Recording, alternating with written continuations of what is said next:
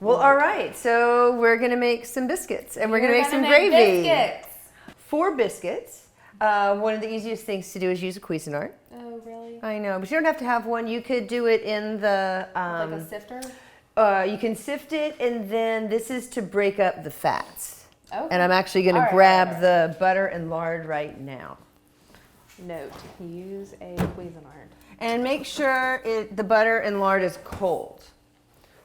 Cold, like just Cold on the or refrigerator, yeah. So I waited to get it out of the fridge until just now, and you want the buttermilk to be cold. Okay. I'm gonna teach you how to do a rolled-in dough, which is how we get our nice little layers and get really pretty biscuits. You know, I've never been taught how to make biscuits before, unlike the fried chicken situation. So this is different from. This is like culinary school and Lee Brothers kind of biscuit. This is not my grandmother's biscuit. Okay. Like my grandmother made biscuits, but it was white lily self-rising drop flour. biscuits. She rolled it a little, but she didn't. They just didn't. They weren't Hungry Jackie, and I was always, as a kid, I always wondered why hers didn't have those layers. I wanted the layers. Have the layers? These should have the layers. Yes. And we'll talk about why they're going to have the layers. Okay. So I've got the flour, and it's cake flour. Okay. So less gluten, more fluffy deliciousness. Mm-hmm. And I've got a little bit of sugar and salt. So we just pulse it to make sure that's mixed. And then that's it. Because it just has to be incorporated. Okay. And then this is a combination of butter and lard. How much butter? It's 4 tablespoons of butter and 2 tablespoons of lard. And it's 2.5 cups flour. Okay. And so now we're going to pulse it. So we don't want to let it run. We're just going to pulse. Okay. And so the goal is to break up the pieces, but not have them be completely smushed. And we don't want to heat the fat up too much because we don't want it to get too soft. So what creates the layers are the pockets of fat. Oh. And so we want pockets of fat. So that's nice. I can feel a little, so it feels a little, well, maybe we'll break it up a little more. So I can still see pretty big pieces. So we'll break it up just a tiny bit more.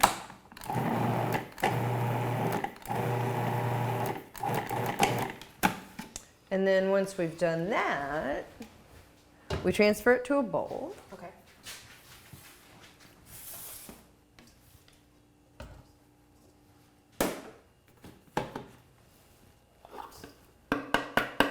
Yeah, growing up, my mom she didn't make biscuits, but that was one of the things my grandmother did. Like every morning, there was the biscuit ritual. And there weren't any real measurements. Morning? Really? I think every morning. God, I want to live in your grandmother's house. Well, but the menu was limited. You know, it was country and it wasn't, a lot of exciting food. But there was always fresh cornbread, and there was always fresh biscuits. There were always fresh biscuits. How much buttermilk was that? That was 3/4 of a cup. Okay. And then I'm actually going to use a spatula to start. And we just kind of mix it up. Mm-hmm. Mm-hmm. Yeah, she would have, the coffee cup was the measure. Yes. And yes. I think that is the downfall of a lot of families when they try to recreate grandma's recipe. They're like, somebody got rid of the cup. I know. Where'd that damn coffee cup go? And there's a lady in Huntsville, Seal, and she makes rolls and biscuits. But wait, did you just say Seal? her name's Seal, yeah. Like sealed with a seal, kiss, I like a think. baby Like a seal. baby seal, I think. But she's an older lady. She might be somewhat retired now. I don't know. But Seal's biscuits and Seal's rolls, oh my God. They're like clouds of heaven. My grandmother makes amazing rolls. She can't cook for shit, but she would always make really good rolls at Thanksgiving. Somehow, by the grace of God, speaking of a recipe I need to find. Yeah, Charlie Pauline, that was my grandmother. She wasn't. Charlie Pauline. Charlie Pauline, What? which led to a really funny situation.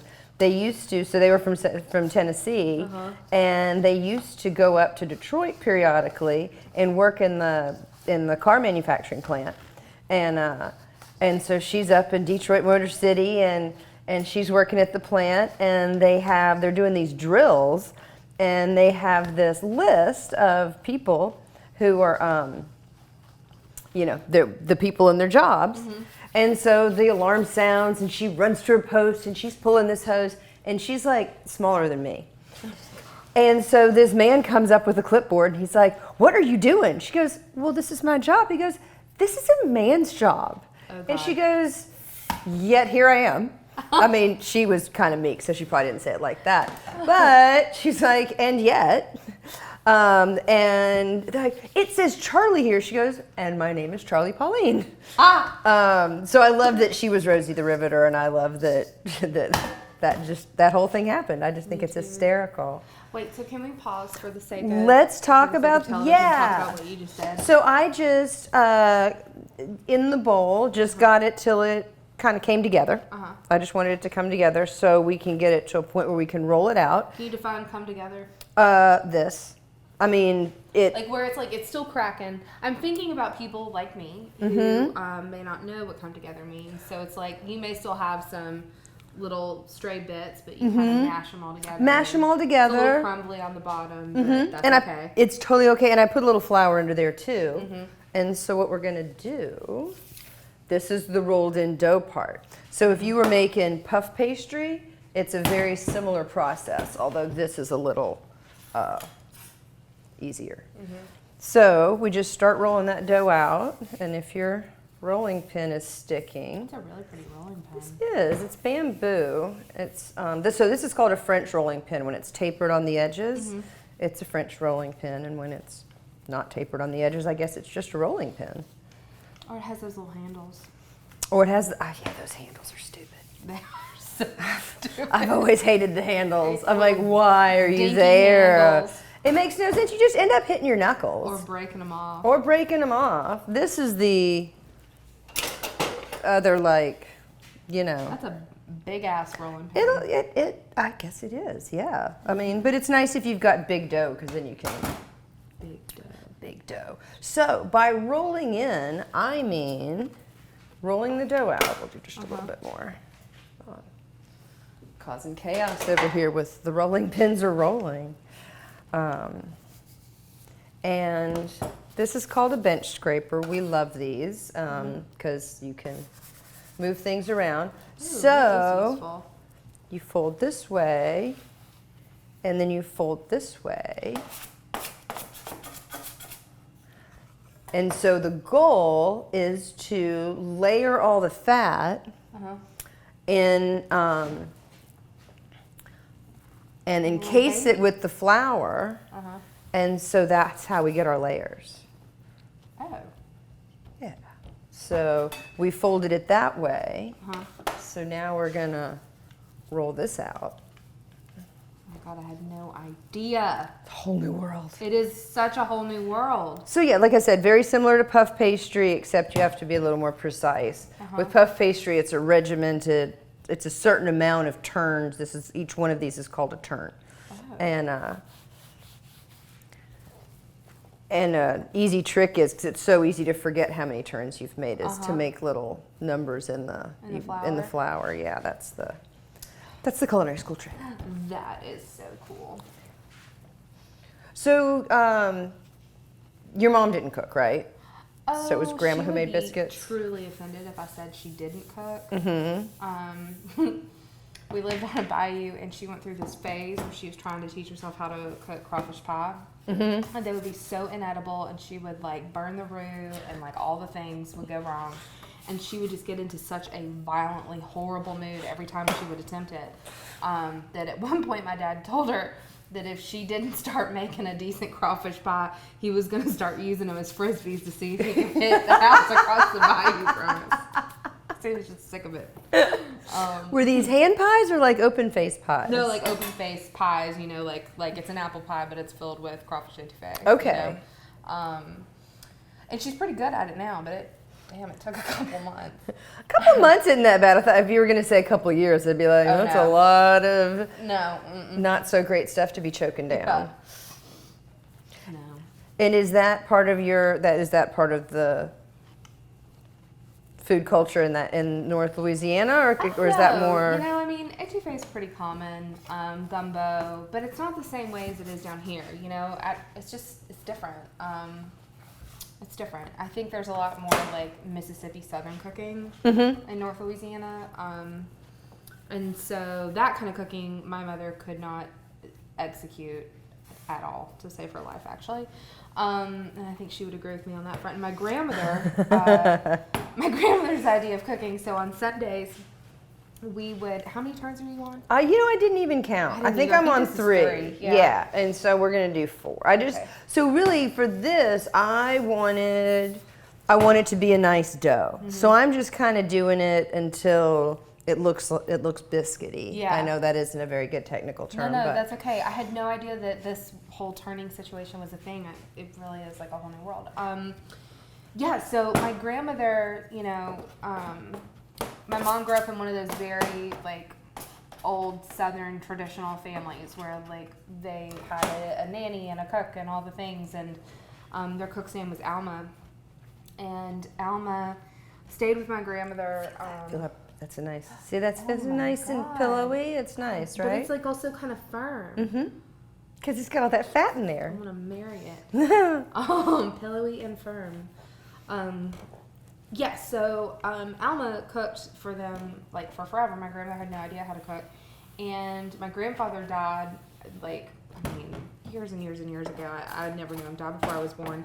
All our kids were out of the house, and Alma stayed and just cooked for my grandmother. And then when Alma died, my grandmother's still alive. She's 98. So. Whoa. I know. That's some good genes. Yeah. Well, she also like eats like a rabbit and exercises like a loon. But she didn't know how to cook, and so, but she still wanted us to come over for Sunday dinner. So she would get boxed mashed potatoes, and she would get thick cut roast beef from the deli meat counter, and then try to pass that off. She'd microwave it, try to pass it off like she just made a roast. And then she would buy boxed gravy, and she thought that all gravy, because Alma would make gravy out of like pan drippings and it would be brown. Because you have proper gravy. But this boxed gravy was the white gravy. My grandmother had no idea what was wrong with it. And she thought she'd messed it up and it needed to be the right color. So she would pour Hershey's syrup in until it got to be the color she thought it was supposed to be. As kids, you must have loved it. You're like, woohoo, sweet sauce. Oh, yeah. Or were you horrified? That's how we found out what color, how she made it that color. Because one of us was like, Grandmother, this is really delicious gravy. How did you make it? Not kitchen bouquet, Hershey's syrup. Hershey's syrup. It wasn't the right color, so I got some Hershey's syrup. Oh my God, I love it. Yeah. So, do we want little biscuits? Do we want bigger biscuits? Some of each? No, we can't because they need to be the same The baking, size it's better if they're the same size for baking. Big biscuits. Okay, I was thinking that too. Big biscuits. And so you want to go adorable. Straight down. You don't want to twist. Why? Because then you won't get those. See those? You can see the layers. Ooh, yeah. Just a little bit away, and then it's always good to dunk it in the flour, because you don't want them getting all sticky. Like sugar cookies. Yes, exactly. My mom could make sugar cookies. That's a good skill set.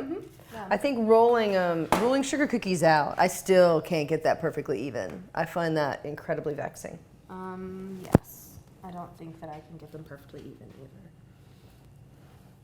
That is an adorable thing of beauty that is happening right there. Oh, and if you're buying rings, don't buy these. Buy Spring for the French silicone matte for ones, because I'm being really careful, but these edges, there's no blunt edge. So I have cut myself on these stupid things before. Yes. And I don't like cutting myself. It slows me down. Because that's the only problem with cutting yourself? Pretty much. I'm always like, I'll take a burn. Burns are easier. I just can't shake the feeling that I should have asked you more questions. So I'm going to go back through. Let's talk about them. Okay, so you get your flour, you put it in the Cuisinart, you have your sugar and your salt, you said, right? You pulse it. That's it, just flour, sugar, salt. Yep. You pulse. Oh, baking powder. And baking powder. Baking powder, that's an important ingredient. That is important. How much baking powder? A tablespoon. Okay. So a lot.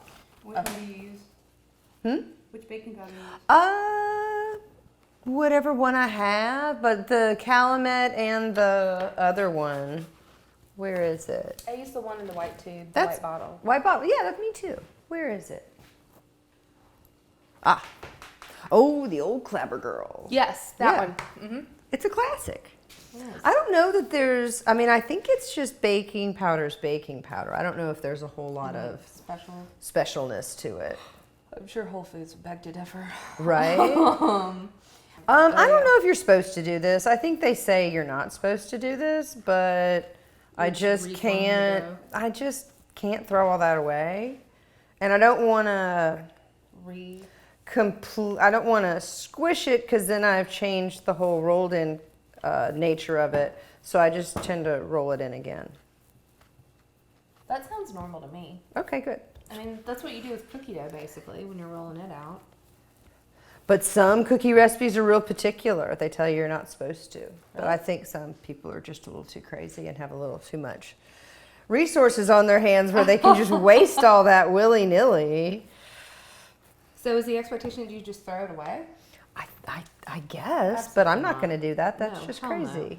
You know who has delicious biscuits in this town is Nina Compton. Really? Holy mother, yes, I compare. They're just I still haven't unbelievable. been. What? Somebody talked me out of it. I forgot who it was. talked you out of it? Somebody. No. We're going to go. We're going to go. I want to go. Yeah.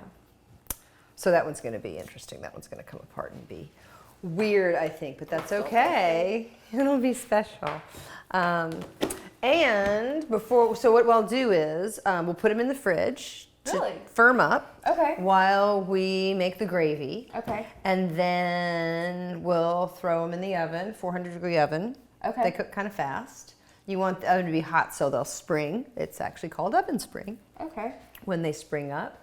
And we'll brush maybe a little butter or maybe a little honey butter. Ooh. Oh. Yeah. All right. Put these bad boys away.